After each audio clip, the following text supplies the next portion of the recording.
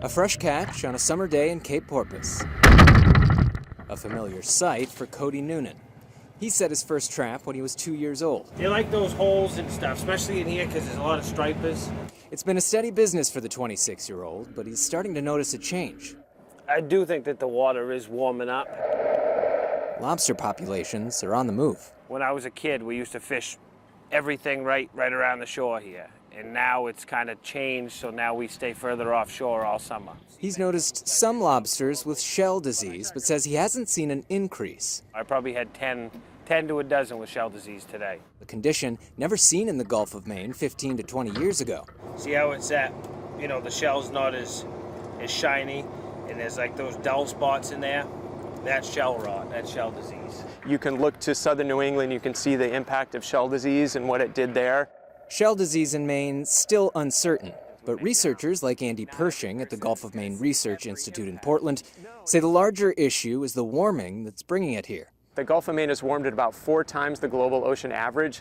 The warming has pushed lobster populations north. The boom that we've had here in Maine in lobster was probably one of the positive benefits. But other populations are not so fortunate.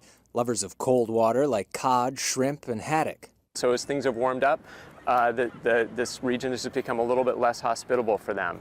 Needless to say, there's a lot at stake for Maine. 2016 was a record year for Maine fisheries, catching more than $533 million worth of lobster. 2017 saw a significant drop-off in lobster, but the industry boomed 60% in value in the 5 years prior. Oh, it's huge to the state of Maine. You see how many people are employed by it. In York Harbor, lobsterman Jeremy Davidson says he hasn't seen any drawbacks. They keep talking about it, but I haven't seen any signs of what I've caught. But he has seen a few new faces. Just some more of the southern fish that normally catch the southern side of the Cape. Seen a couple of them, but that's it.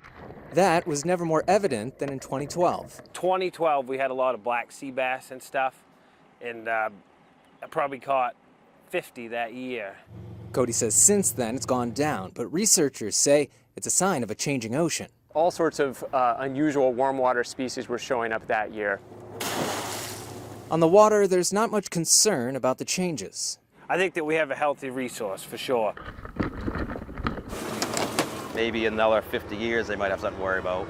But researchers say the data show a concerning pattern, even for the industries that are thriving. If we continue to emit carbon at a really high level, the way we have, that we will have a Gulf of Maine that won't support lobster.